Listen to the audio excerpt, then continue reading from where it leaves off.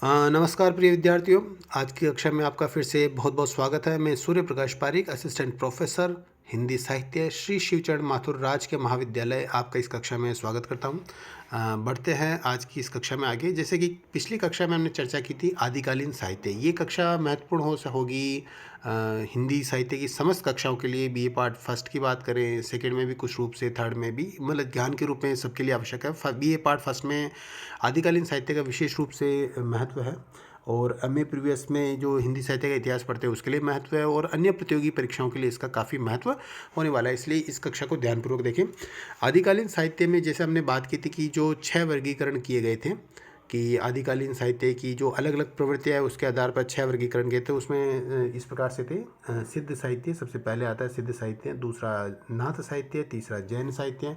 चौथा रासो साहित्य। पांचवा लौकिक साहित्य। और जो छठा है जिसके अंदर ये राउलवेल, उक्ति व्यक्ति, प्रकरण, वर्णन, रत्नाकर, ये इस प्रकार से आते हैं। कुल मिलाकर 6 प्रवृत्तियाँ इसमें देखी गई है। तो आज हम बात करेंगे सिद्ध साहित्य की बात करेंगे, जो सिद्ध साहित्य में सबसे प्राचीन काव्य माना जाता है, और सबसे पहले हिंदी के लक्षण इस सिद्ध साहित्य में देखे गए थे। तो आज हम बात करेंगे सिद्ध साहित्य की। सिद्ध साहित्य तो सबसे पहले हम बात करते हो इसको, राहुल सांकृत्याय जी ने इस पर काफ़ी अध्ययन किया था, और इसके आधार पर सिद्ध साहित्य की जो रचनाकार है, पहले सिद्ध माने जाते हैं 84 सिद्धों में। सरहपा को पहला कवि घोषित किया था। तो आइए आज हम पढ़ते हैं सिद्ध साहित्य। भारतीय साधना के इतिहास में 8वीं सदी में सिद्धों की सत्ता देखी जा सकती है। 8वीं सदी में सिद्ध काफ़ी रूप से पाए जाते थे। अगर हम बात करें तो इसको बौद्ध धर्म से ही निकली हुई एक शाखा है, कि बौद्ध धर्म में जो विकृति उत्पन्न हो गई थी। बौद्ध धर्म वैसे किसी प्रकार के मंत्र या फिर किसी प्रकार के कर्म कांड को स्वीकार नहीं करता है, लेकिन फिर भी बौद्ध धर्म में जो विकृति आ गई, सिद्ध परंपरा का जन्म उसी से हुआ है। बुद्ध का निर्वाण यानी 483 ईस्वी पूर्व में उनका बुद्ध का निर्वाण हुआ था। उसके निर्वाण के काफ़ी वर्षों तक बौद्ध धर्म के सिद्धांतों का प्रचार हुआ, काफ़ी चलता रहा। लेकिन पहली ईस्वी में जाकर, ईसा की प्रथम शताब्दी में, जो ये बौद्ध धर्म था वो महायान और हीनयान, ये दो शाखाओं में विभाजित हो गया। महायान का तात्पर्य ये था कि महायान सबके लिए उपलब्ध, व्यवहारिकता रही कि इसको जो बौद्ध धर्म है उसको सबके लिए उपलब्ध करा दिया जाए, आम जनता के लिए उपलब्ध करा दिया जाए। जबकि जो हीनयान था वो सिद्धांत पक्ष का प्राधान्य रहा। इसके अंदर सिद्धांत पक्ष का हम बात सकते हैं कि केवल मठों के लिए रहा है, कि जो महायान थे वो लोक निर्माण के पक्षधर थे। यानी लोक निर्माण का मतलब इस बौद्ध धर्म को सबके पास में पहुंचा दे, घर घर में पहुंचा दे। जबकि जो हीनयान थे वो व्यक्तिगत साधना वाले थे, ये मठ बनाकर रहते थे या एकांत में रहते थे। तो इस प्रकार से दो धड़े हो गए थे। तो महायान के अंदर जैसे हम बात करें तो अगर ये दुनिया में फैला, तो दुनिया में फैलने से इसके अंदर बहुत सारी विकृतियाँ भी आ गई।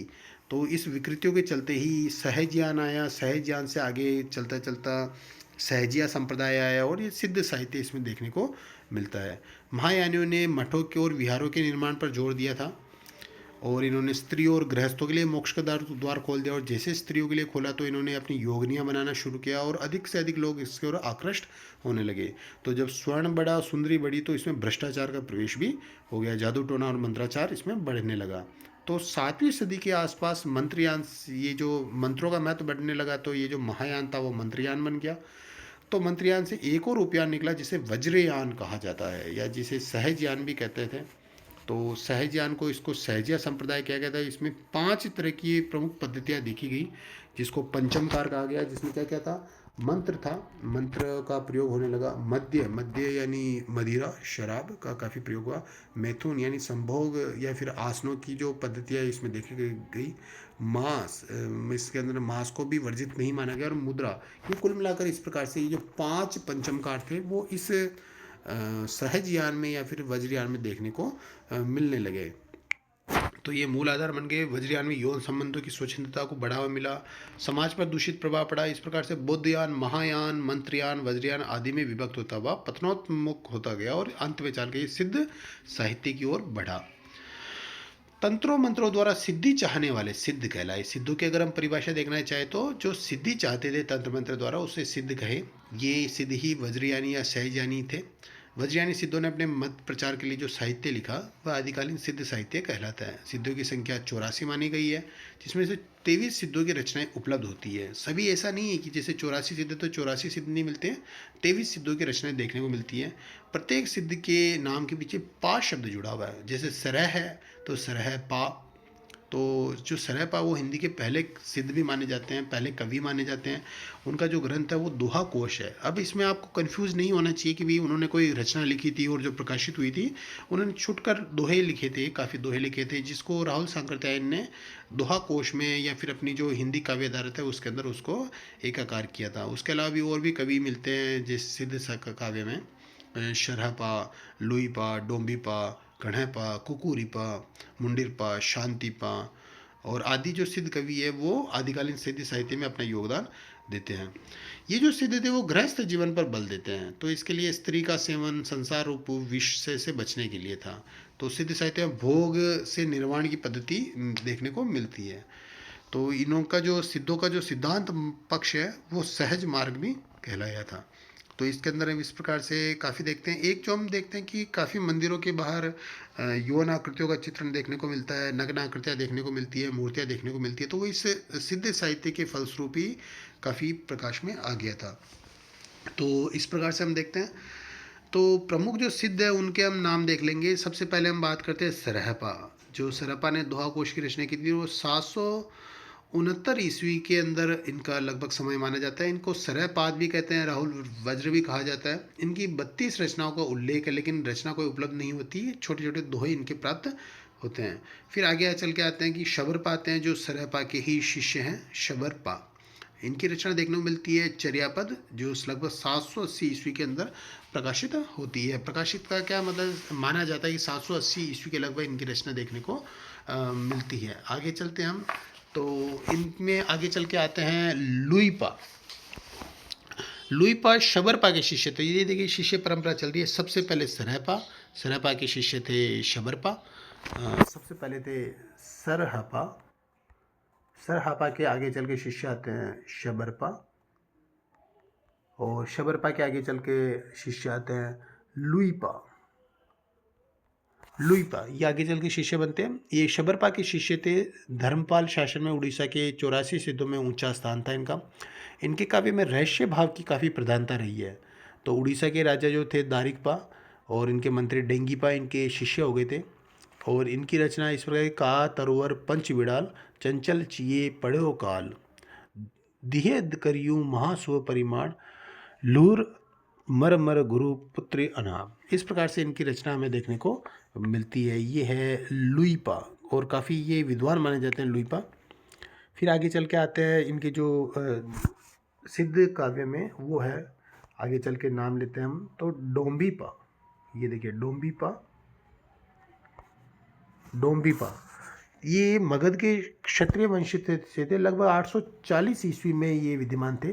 विरूपा के शिष्य थे। डोंबी गीतिका इनकी जो रचनाएं हैं, डोंबी गीतिका, योगचर्या, अक्षर द्विकोपदेश, ये इनकी प्रमुख रचनाएं मानी जा सकती है। आगे चल के हम बात करें तो अगले जो सिद्ध है वो है कण्हपा। कण्हपा, कण्हपा यानी कृष्णपाद भी कहा जा सकता है इनको।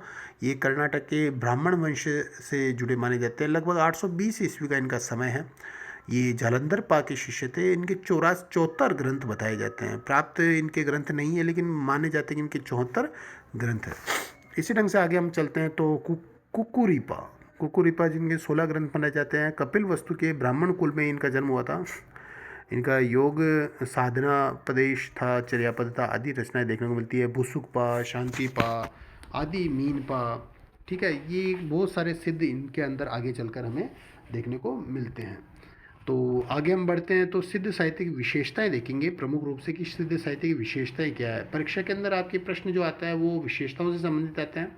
तो मैंने कुछ नाम लिए हैं आपके सिद्धों के नाम लिए हैं, तो उनके आप नाम लिखिएगा और इसी प्रकार से आगे चलते हुए सिद्ध साहित्य की विशेषताएं लिखेंगे। तो विशेषताएं क्या है ये प्रमुख रूप से हम यहाँ पर देखेंगे। तो सबसे पहली जो विशेषता है कि जीवन की सहजता और स्वाभाविकता में इनका दृढ़ विश्वास है। मतलब ज़िंदगी को अनावश्यक जो कर्म कांडों में बांटने के बजाय बिल्कुल सहज भाव से जीने के कारण इनको सहजयान भी कहा जाता है। तो जीवन की सहजता और स्वाभाविकता में दृढ़ विश्वास व्यक्त किया है। कई अन्य धर्म के जो अनुयायी है वो जीवन पर कई प्रतिबंध लगाते हैं, जीवन को कृत्रिम बनाते हैं। और कई कहते भी सोना बुरा है या फिर कामिनी बुरी है। जैसे कबीर की हम बात करें तो कबीर तो नारी को नर का द्वार भी बताते हैं नाथ साहित्य में। लेकिन इन्होंने साधना मार्ग में बाधा न बताते कि सहज भाव से इसको स्वीकार किया था। कर्म कांडों से साधना मार्ग को भी कृत्रिम बना दिया था इन लोग। इन्होंने बिल्कुल सहज रूप से कृत्रिमताओं का विरोध करके जीवन की सहजता और स्वाभाविकता पर बल दिया। यानी सहज सुख से ही माँ सुखी की प्राप्ति हो सकती है, इसलिए सहज मार्ग का प्रचार किया था। तो प्रत्येक नारी को इन्होंने प्रज्ञा का और प्रत्येक नर करुणा उपाय का प्रतीक है, इसलिए नर नारी का मिलन बताया। और ऐसे करके यौन संबंधों का काफ़ी इसके अंदर प्रवेश हो गया था। अगली जो प्रमुख विशेषता इसकी वह गुरु महिमा का प्रतिपादन। गुरु महिमा का पर्याप्त वर्णन किया। सिद्धों के अनुसार गुरु का स्थान वेद और शास्त्रों से भी ऊंचा है। सरपा से कहा गया कि गुरु की कृपा से ही सहजानंद की प्राप्ति होती है, गुरु के बिना कुछ भी प्राप्त नहीं होगा। तो सरहपा कहते हैं गुरु वैसे ही अमीरस धावण पियड़े जेही बहु सत्यत्य मरुस्थले तिसिये मरड़े तेही। गुरु का काफ़ी महत्व इसमें देखने को मिलता है।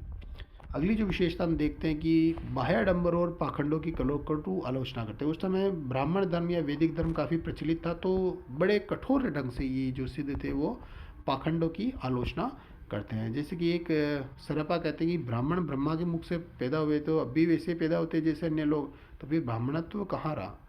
और यदि कहा कि संस्कार से ब्राह्मणत्व होता तो चंडाल को अच्छे संस्कार देकर ब्राह्मण को नंदी बना देते हैं। इस प्रकार से तर्क करते हैं, अपनी बात करते हैं। और दिगंबर साधु के ऊपर भी लक्ष्य करते हैं सिरपा। नंगे रहने से मुक्ति हो जाए तो सियार कुत्तों को भी मुक्ति हो जानी चाहिए। केश मतलब कुल मिलाकर जैसे कबीर का जो दृष्टिकोण देखने को मिलता है कि कबीर जिस प्रकार से तर्क करते हैं तो सरपा भी उसी प्रकार से तर्क करते हैं। तो आचार्य रामचंद्र शुक्ल परंपरा का वाहक कहते हैं कि कबीर की जो परंपरा है वो सिद्ध कवियों से ही आगे बढ़ती हुई चलती रहती है। अच्छे तर्क देते हैं। केश बढ़ाने से मुक्ति हो तो मयूर सबसे बड़े अधिकारी, क्योंकि मयूर के केश काफ़ी बड़े हैं। कंद भोजन से मुक्ति हो तो हाथी घोड़ों को मुक्ति होनी चाहिए। इस प्रकार से इन्होंने सिद्धों ने वेद पुराण और पंडितों की आलोचना की है। अगली जो हम विशेषता देखते हैं वो है तत्कालीन जीवन में आशावादी संचार करते हैं।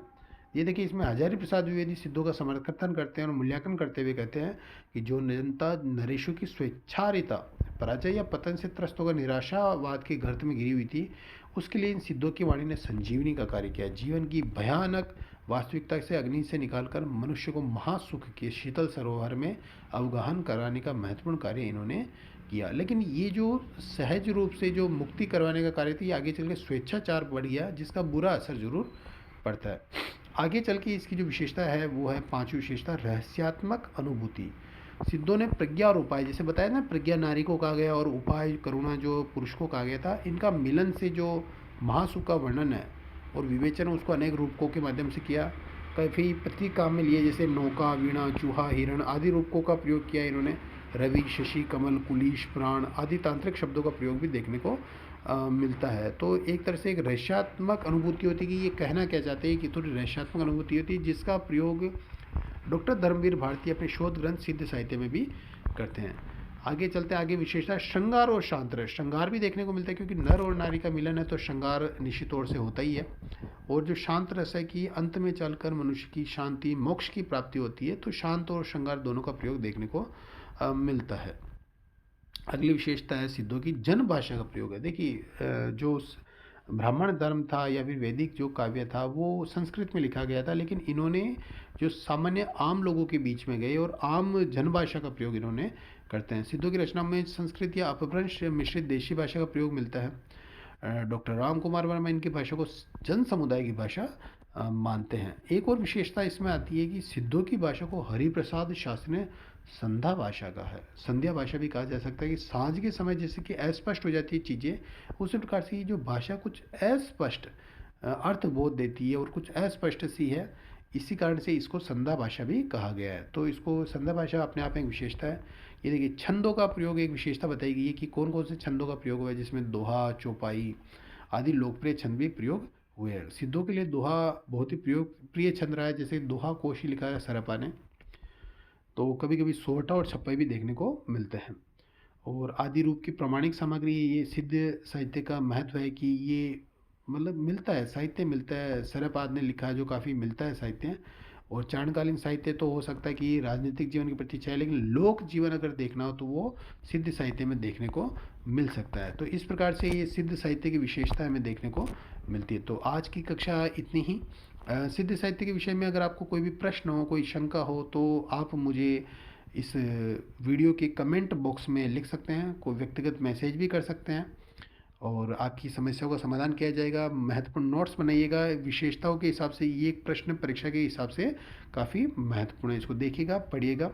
ठीक है, और कोई प्रश्न हो तो अवश्य पूछ लीजिएगा। बहुत बहुत धन्यवाद। मैं सूर्य प्रकाश पारिक, असिस्टेंट प्रोफेसर हिंदी साहित्य, श्री शिवचरण माथुर राजकीय महाविद्यालय, मांडलगढ़। बहुत बहुत धन्यवाद।